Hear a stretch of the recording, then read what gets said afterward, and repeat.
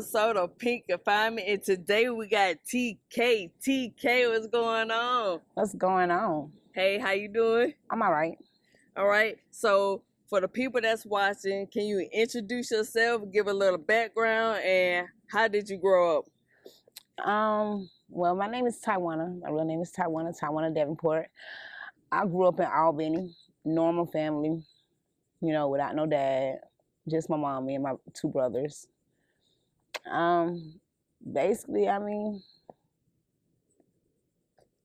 was life like that without having a dad in the house? without having a dad, oh, terrible. My mom worked all the time. She did everything on her own, Did you have a stepdad? My mother. Girl, yes, I did. But So was they good? Was it terrible? they always kind of like addicts and drug dealers. Was your mama an addict or a drug dealer? Nah, she was just hardworking mom. How she picked those type of men? I guess not having a father in her life, and her dad was a drug dealer. She basically, because she raised us on her own, she was probably trying to look for a dad for us, might as well say. Do you think that was a good thing or a bad thing for y'all? That was kind of like bad, because the kind of guy she got they were no good. They ain't help, work for nothing. They didn't do no justice in the house. They weren't no type of father figures, because they was in and out all night long, arguing and fighting and just BS. Okay, so you said they was arguing and fighting. Do you think that it would have been better for you and your siblings if she was just by herself, minus the toxic stuff? Yes, I would, because she was my mom. She was a good mom. She she the type of mom that when you came home from school, you had your little cookies and your dinner cooked and stuff like that. Yeah, I experienced the love coming from my mom, but I didn't have no dad, no kind of father figure. My brothers, they didn't have no kind of father figures. That she worked all the time. It was stressful to her. Plus, it was stressful, for us trying to do some of the things that she was not home to do. Okay. So, what were you like as a juvenile? As a juvenile, pretty much. My mom kept me inside until I got maybe 13, started having sex, and I just went haywire. Okay, so I see a lot of people when they be like sheltered and like they jump off into the world, they be butt wild. Do you think that plays a big part in the individual being butt wild when they be sheltered? Yes. Why you think so? Because like my mom, she didn't let me go nowhere. My brothers, they went places with they aunts and stuff, but I didn't, because I didn't have a father in the house, period. They family was here. My dad was in my dad was in Atlanta, and theirs was at home in Georgia, where I was originally from. But I never went anywhere. So when I got out with my cousins, they was like they was kind of all over the place. I wanted to have fun. I just wanted to have fun. I got tired of sitting at home watching soap operas and stuff like that and cartoons. I really wanted to go have fun.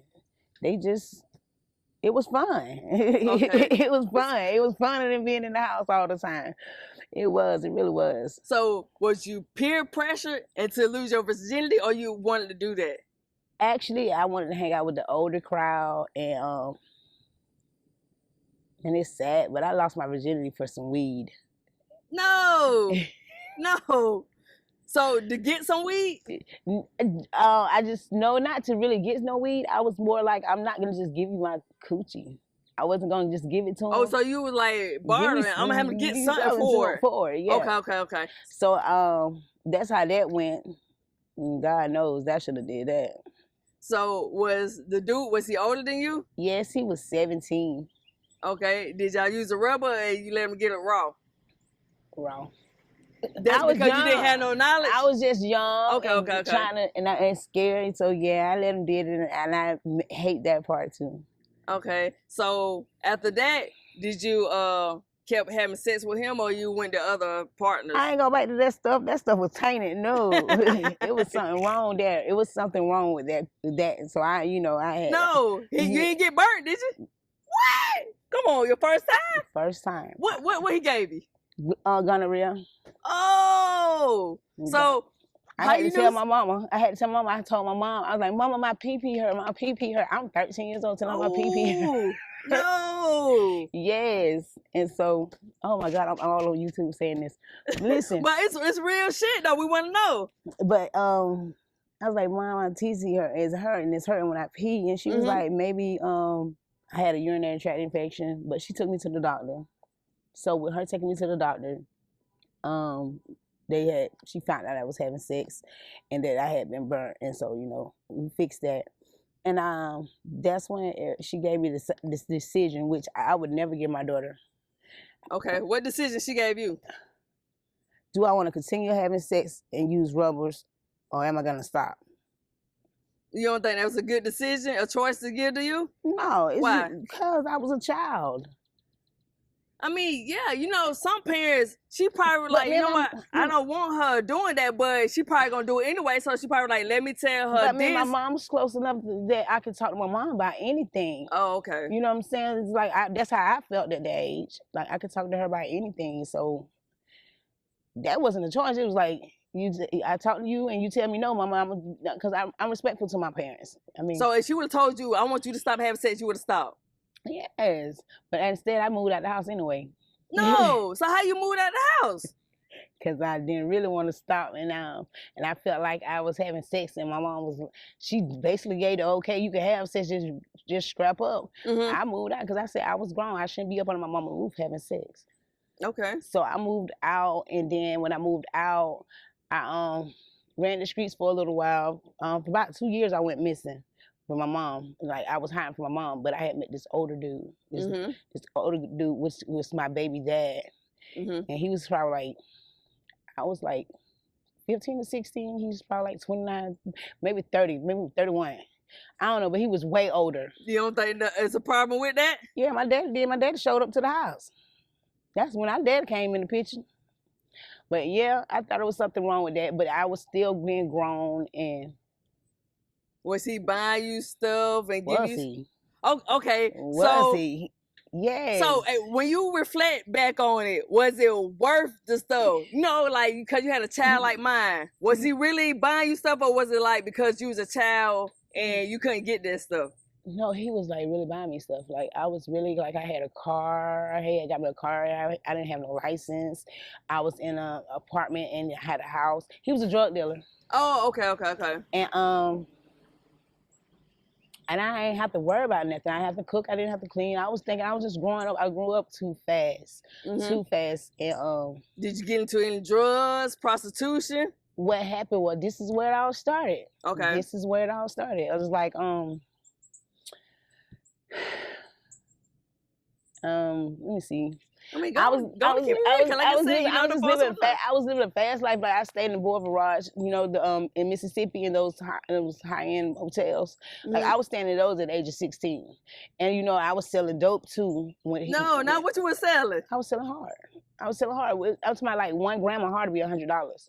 Oh, yeah, y'all busting head. Okay, yeah. But we in Georgia, we in Albany, Georgia, and I mean, like, too many people to do it. And then we had big people, like my doctor that was supposed to deliver my baby was one of our people. No, not. Yes, and we had a big time real estate lawyer.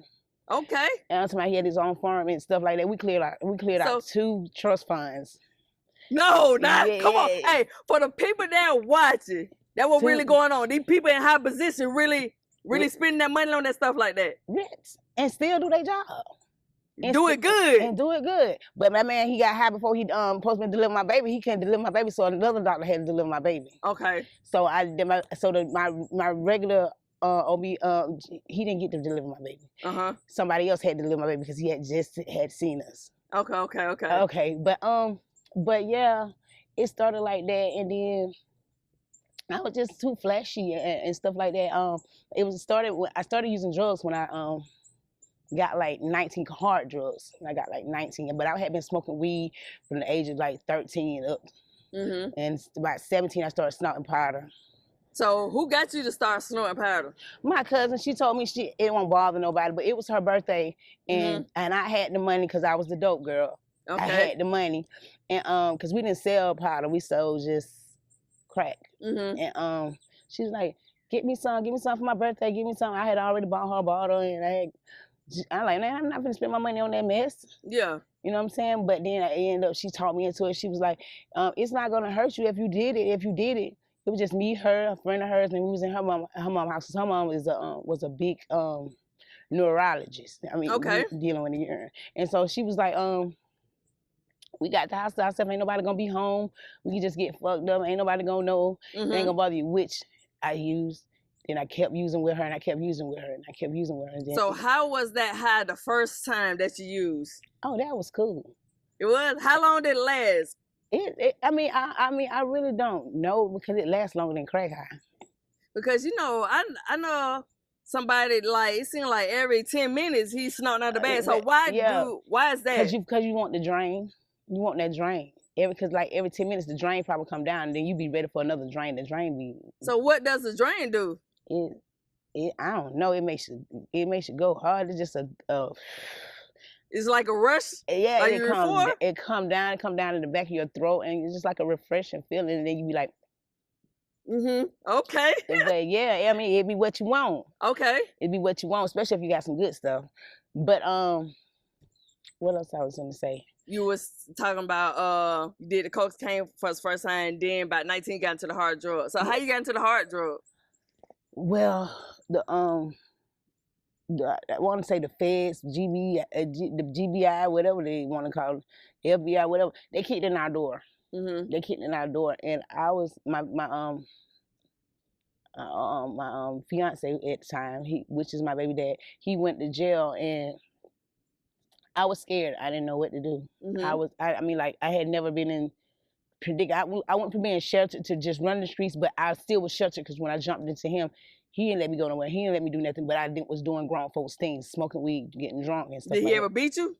No. Oh, okay. No. Okay. You know, you hear a lot of stories, yes, you know, the older men get with the young girls and beat them.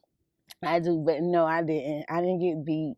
But he was pretty. He was a pretty good guy. He was a pretty good guy. He just, if not me looking back in it, like I would tell him he's a child molester. Okay. Yeah. Okay.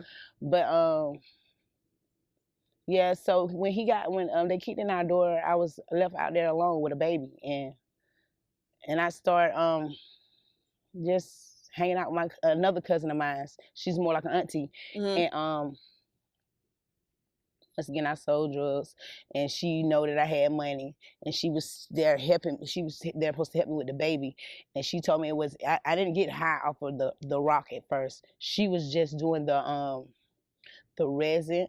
She was getting high off of the resin. All her rock was gone, but she was getting high off the resin, and I was on powder. And so I didn't have any more powder, and I didn't want to mess with the money because my old man was locked up, and I was supposed to be getting him out. And so I tried it. It was nothing the first time.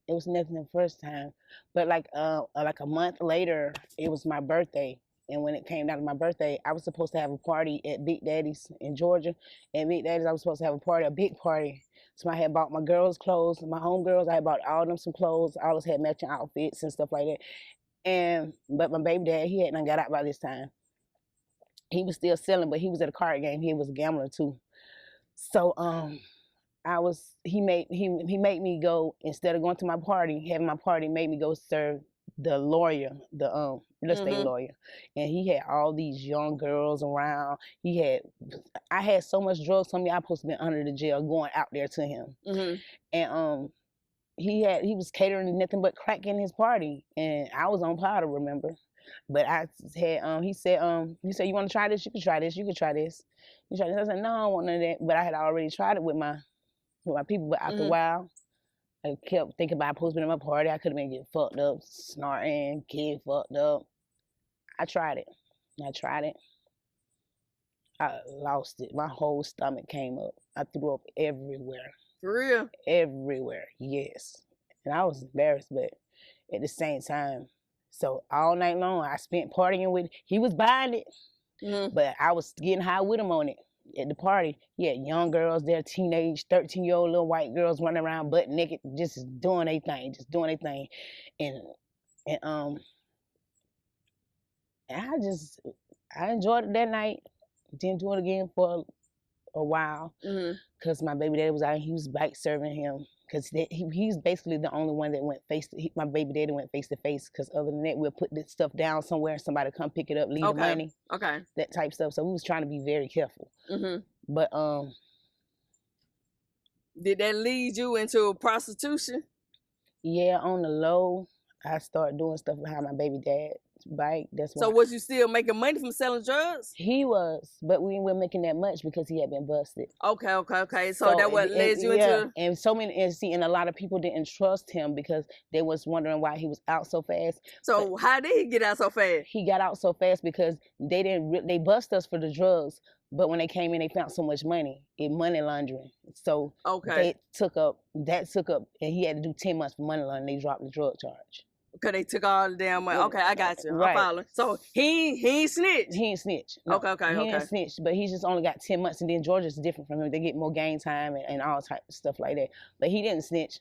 I didn't want him to go away. I wanted him to. I ain't not gonna lie. Yeah. But at the same time, he didn't. He stayed true. It's just that they gave him another charge, which money laundering was supposed to be a bigger charge than selling drugs. But I guess because they got all the money, they only gave him 10 months, and he had a good lawyer. Okay. And so once we was in this little slump where he was because he tried to stop selling dope, but he was selling a little bit. I would go behind his back with other dope boys and, you know what I'm saying, get high and do all types of stuff. Oh my God. Did you, have you ever been assaulted by a trick?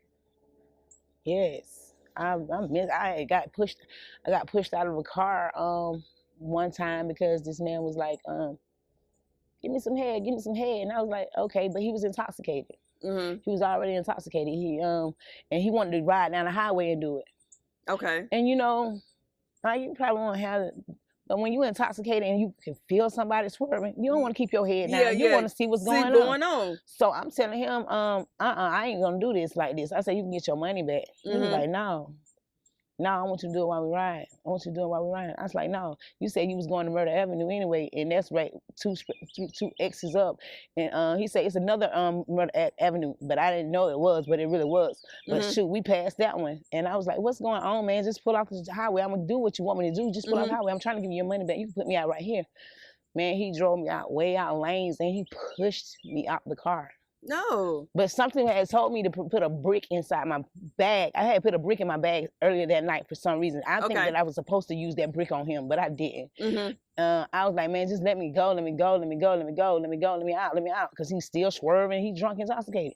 That man pushed me out, and like, it took off half of my butt. I had glass in my butt.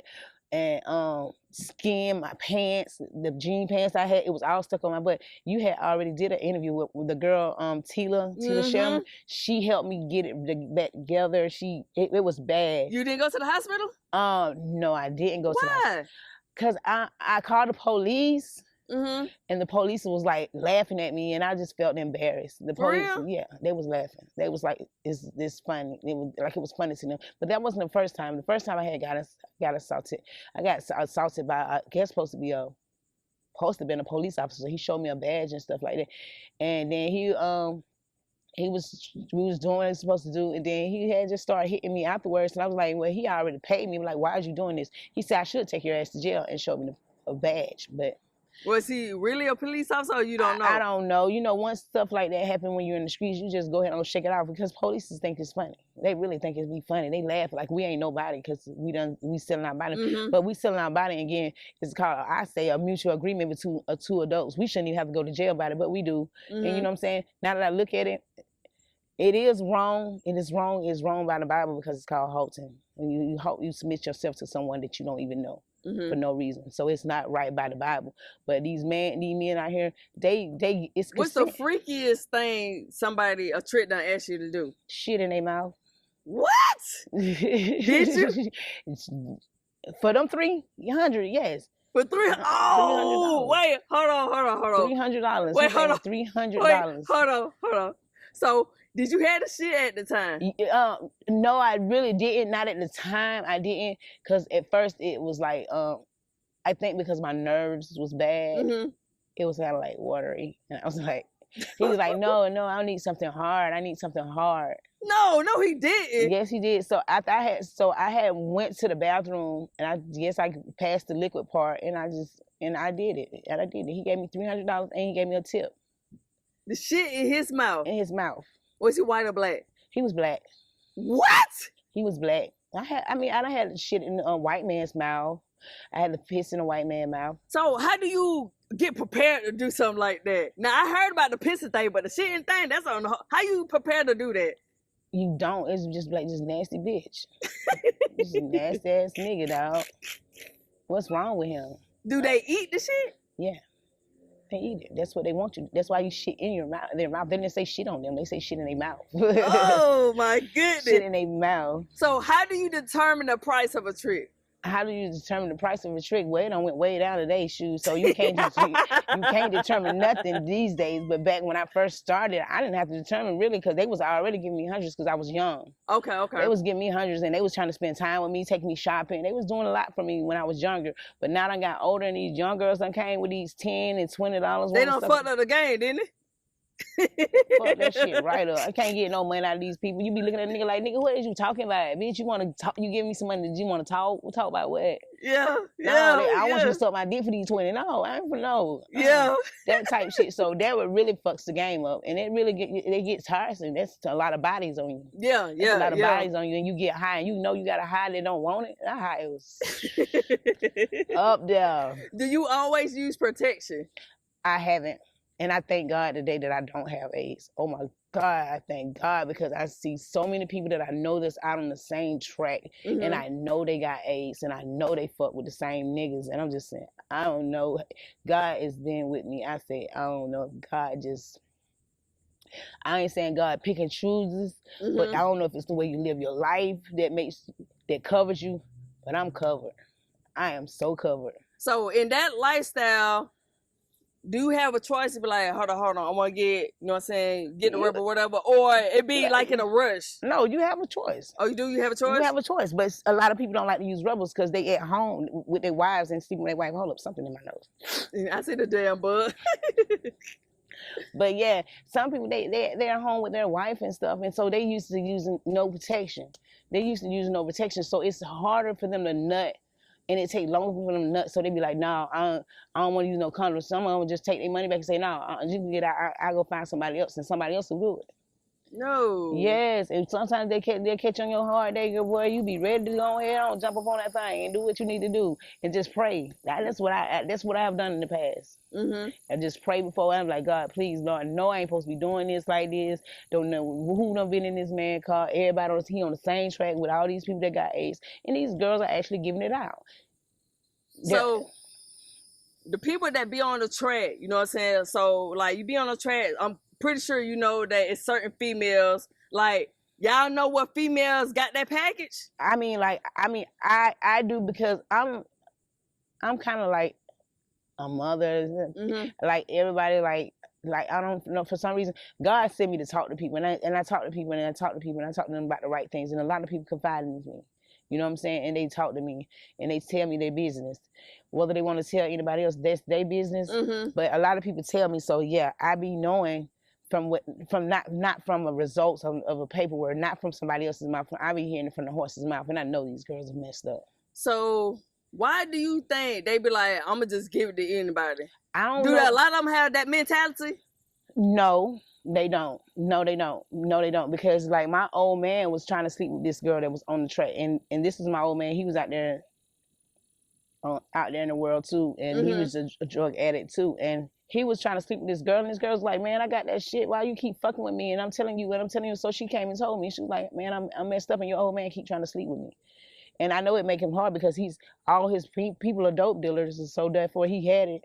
And it made it probably hard for her, but I pray to God that they never did make it do it. But she always said they did, and she had more respect for me than that. But everybody's not in that mind frame. They use condoms. Those girls, a lot of girls prefer to use condoms when they haven't, that I know of. Okay. You know what I'm saying? And it's these guys. They still want to sleep with them, even though they know. Even though they might not hear it from their mouth, but they don't heard it from somebody's mouth, and they still want to sleep with them without no rubber. knowing they got a wife and a whole fucking family. They don't give a fuck. So, do you have a lot of married men and people in high places that trick? Mm-hmm. So, it ain't no discrimination? It ain't no discrimination. Yeah, that's just like crack. Crack ain't no discrimination. Shit, it all run together. They just stay in a different neighborhood. Okay, then. Yeah, they just stay in a different neighborhood. They come right here in the hood to pick up a girl. They come right in the hood to pick up the crack, and they just go back to their own hood. Okay. They just go back to their own hood. All of them run the same. There's okay. No difference. So where do you turn your tricks? A hotel, car, outdoors? Boy, you know what? They goddamn gonna drop that damn money at. I don't care where it's at. Wherever it's at. I don't care. On the side of the building. Okay. I ain't care. I didn't care because y'all know I'm trying to, because I'm pushing up on 30 days that I've been clean. Mm-hmm. So congratulations. Yeah. Hey, I'm taking it one day at a time. That's all I can do. And yeah. I'm doing it. Okay. So, do your tricks be aware of your drug habit? Yeah, majority of them do. That's why they try not to give you that much money. You know what? So if you got a drug habit, you got to take less money. Because they feel like you just gonna take their money. Say, I ain't gonna give you my money to take to the dope man. What the fuck? It doesn't matter. I shouldn't be giving you my pussy because you don't want to give me my money. Yeah, that's shit. But they don't be thinking like that. They just want to be cheap anyway. Right. Because a nigga go in the strip club, get his dick rubbed all on by the strippers and get his dick hard, and they talk to him like shit. They'll go, if that woman was to walk out the club with them, they'll give that woman $200 and $300. But if they sit up there and they come out that club, dick still hard, they'll go ahead and walk. They'll come on right down the street, pick up somebody and give somebody $10 and $15 to the stuff they did. Because that's how the girls are doing it these days. Yeah, that's how they doing it now. I ain't gonna lie to you. So how do you feel about the new generational women's charging the $10 to $20? These hoes need to get the fuck on. They need to go. They need to go. And I be trying to talk to them. And you know what the saddest thing about it is? They are all young. And they can get paid so much money just by them being young. Just by you being a tender. Only thing you gotta do is, and then they got it where they won't even keep themselves up. They want to walk around with their hair sticking everywhere. I'm talking about dirty clothes on, just not even trying to take care of themselves, not bathing, not doing nothing for themselves. So they want to walk around looking like old grandmas with something. Is they already strung out at a young age? Basically. I don't know if all of us go through that, but I ain't never been down that like that. And I think that thanks to Mama, because she was on top of her mess. She would not let me. Oh Lord, I got two mamas in the streets, and they both are dress addicts. Okay. So then. they kept me right, and you know the thing about it is, some girls they come to the streets and they be looking good, and then the men be all over them, and the women be on the sideline looking at them like, baby, you need to start keep yourself up. Now you're falling off. But they still thinking this shit because these men is picking them up. But see, they money decreasing, and they ain't looking, they ain't paying no attention to it. This man come to see you every day, your money should be going up, baby. Yeah. Your money should be going up. You see me this much, baby, you should have. Baby, come on, let me get a key to a car or something. Do something. Yeah. It ain't like that no more. These men ain't trying to pay a bill no more. They not doing nothing. Like, I was on drugs. I still took care of my kids. So, because that's my next question. Do you have any kids? Yes. Who was raising them while you was out on the street? My mom. Your mom? My mom and my brother. He's kind of schizo, but and he was on drugs, but for the most part, he was there for my kids. I just ripped and ran the streets all the time. And did you at least still see them? Yes. You still gave your mother money and stuff? And that's the big thing that I should have been there, like there, instead of just giving her money. Because my kids now, this is what they look for, like this. My daughter's birthday just passed. She's like, mommy. But baby, you ain't call me all month, but you want to call me when it's birthday.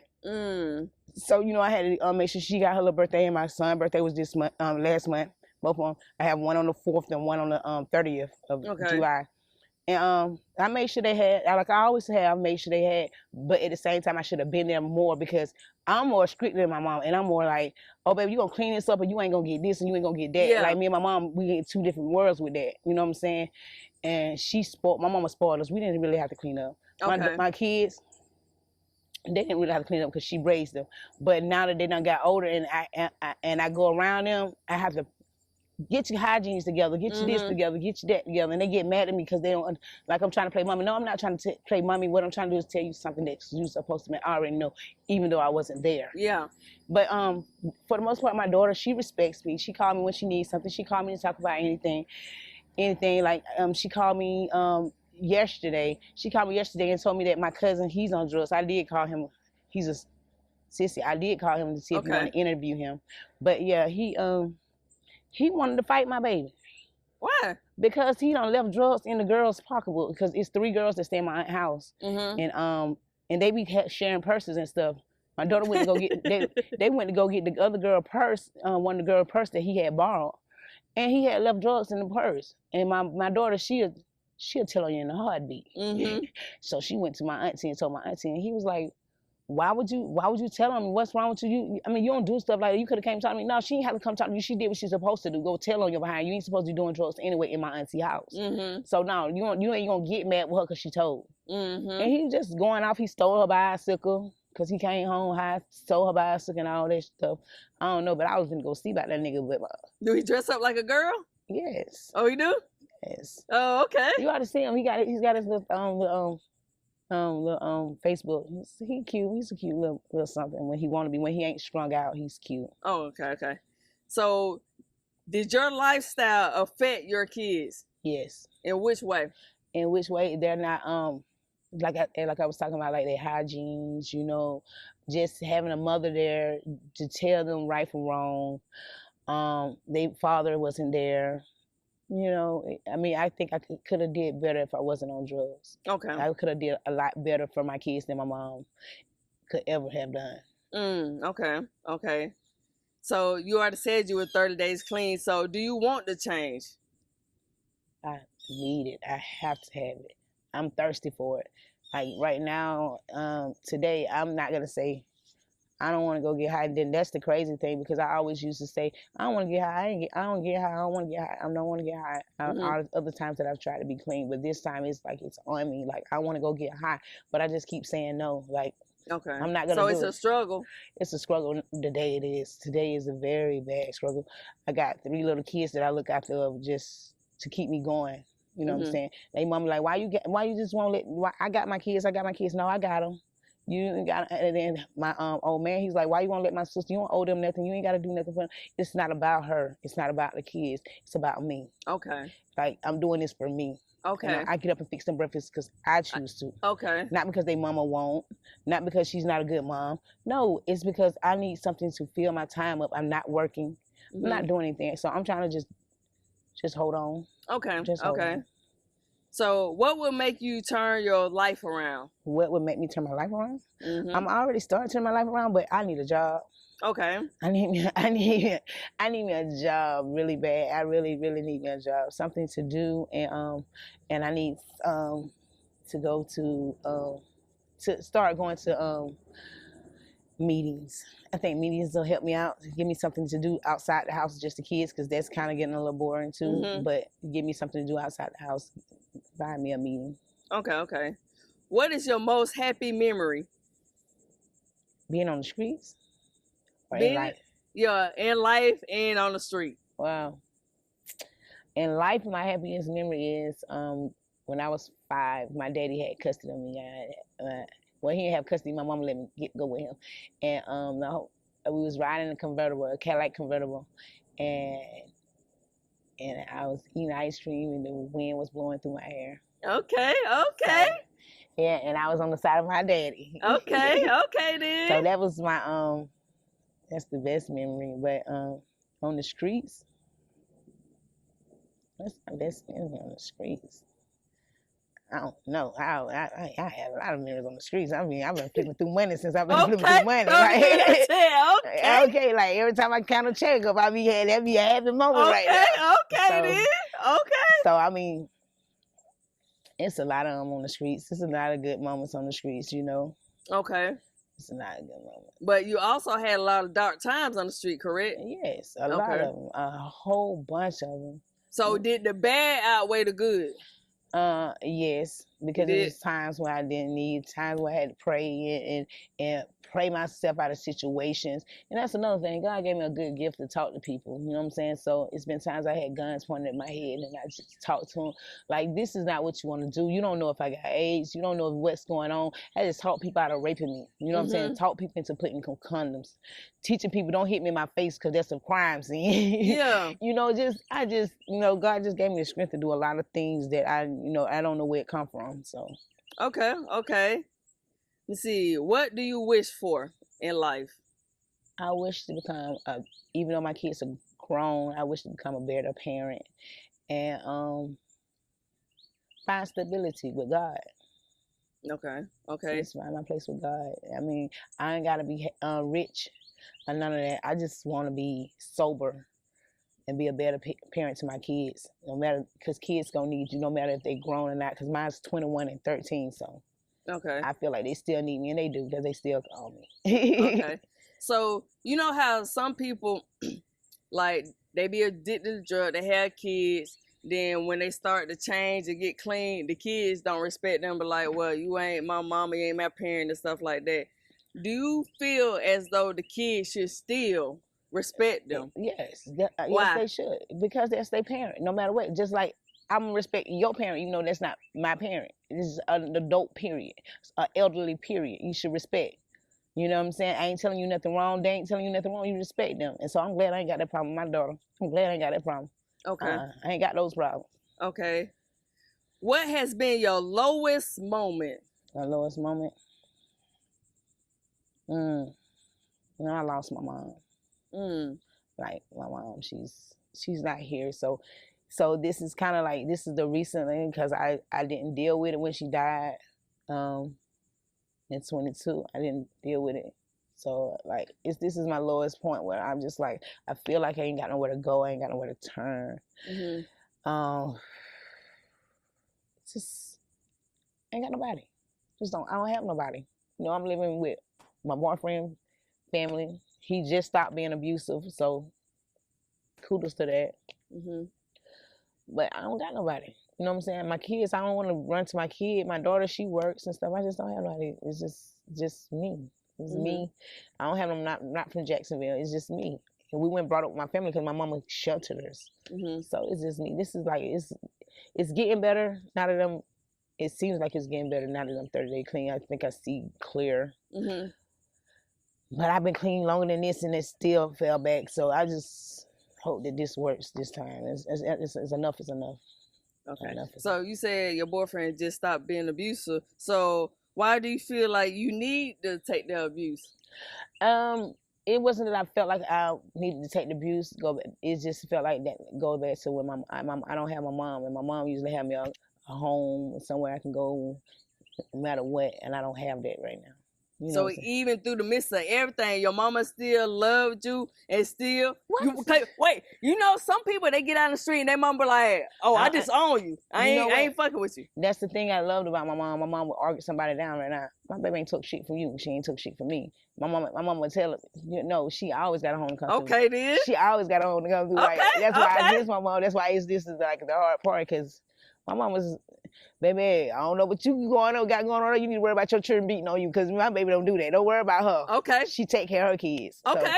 So my mom, if my mom was standing here today, my mom would be like, she would sit here and say the same thing. Okay. Well, you know what I'm saying? That's good, because you know, it's a lot of moms that disown their kids and stuff when they get into the lifestyle. Because they be out of hand. They be want to talk back and want to steal stuff and stuff like that. That's not how I was brought up. She didn't bring me up like that. She was a single mom, but she didn't bring me up like that. And when you move out to the streets, you take on what you want to take on out the streets. The streets don't bring you. Just don't come out. Man, I miss my mama, because it was like, I didn't want for anything when I was in the house. I didn't want for nothing when I was out running the streets, because I was young running the streets, and all the dudes took care of me. But when I needed somewhere to sleep, eat, lay my head down, I had a place. No, ain't no. My mama said, I don't want your kids to go no other home, because you always got a home to come see your kids. I ain't gonna tell you can't see your kids. Okay. So, like, that's big ups to your mama. Rest in peace to your mama. Yes, Miss Pam. Miss Pam. Okay, yes. Miss Pam. Yes. Okay. What would you tell your younger self? My younger self, it ain't worth it. Why? It's not. It's not. Nothing's worth what I've been through. What I've been through is like it's been too much. Like I would go back. I'll clean up on my mom. Like I'll clean up on my mom. Like my mom, she's the best. She is the best, and she taught me that anything worth having is working for it. And I've been laying on my back for many years. Like I've been 13 to 38. Mm-hmm. I've been sleeping around, getting my money, taking care of myself by sleeping with men. It's not worth it. It's not worth it. My mom had a house since she was 16 years old. She worked for everything she had. She had cars. And all on her own, she didn't have no man. I mean, the ones that came in and out, they didn't do shit. Mm-hmm. But at the same time, she worked for everything she got. And I mean, okay. Yeah, Okay. I would not. It's not worth it. I would tell myself it's not worth it. I would sit there and be right there with my mom. Maybe she'll be here today if I was. Okay. Okay. When was the last time you felt pretty? Like, you know what? Shit, TK, you that bitch. But that's the question that is like, that's not even a question because like every day I feel pretty. Okay then. I be feeling pretty. I mean, I get down when somebody else try to bring me down, but I don't even let that stop me because people just be hating because it's not the outside, it's the inside. Yeah. My beauty is inside, is even up. Yeah. Because I want everybody to be happy. I want everybody to succeed in life, and I want everybody to do better. I don't care if you're doing good, you still can do better. Yeah. So I mean, like, I feel pretty every day. Okay. I feel pretty every day. I have my slouch days, but when my slouch days come, it's just because I ain't doing something I know I'm supposed to be doing. Okay. You know what I'm saying? Just put in my own head. Yeah. My own head. But I be, for the most part, I feel pretty. Okay then. Y'all heard TK. All right. So, do you know your self-worth? Do I know my self-worth? Not completely yet. I'm getting to it. I'm not completely yet, but I'm getting to it. I know I got a purpose. I'm here for a reason. Okay then. So, TK, do you have any social media? You want anybody to contact you, or you don't want to get that out? I want all the demons to stay away. Okay. I don't want to get none of that out. Get back, Satan. I know that's right. And I got to keep it like that. I got to keep myself safe like that. Okay, then. I got to keep myself safe. That's just for the old people that see me on social media, that might see me on this channel. That's for anybody. If you ain't got nothing good for me, I don't want to see you. And then most of them, if they just surfing, they ain't got nothing good for you. Okay, then. So, TK, for the people that's watching, or a female that's young, going through the same thing that you went through when you was young, what message do you want to leave the people that's watching this? What you have to say to those people? I would just like to say that nothing's worth your body, nothing's worth your freedom or your soul. So just take time and try something different. Just say no. Okay. That's it. Okay. And there you have it, another episode of Confinement.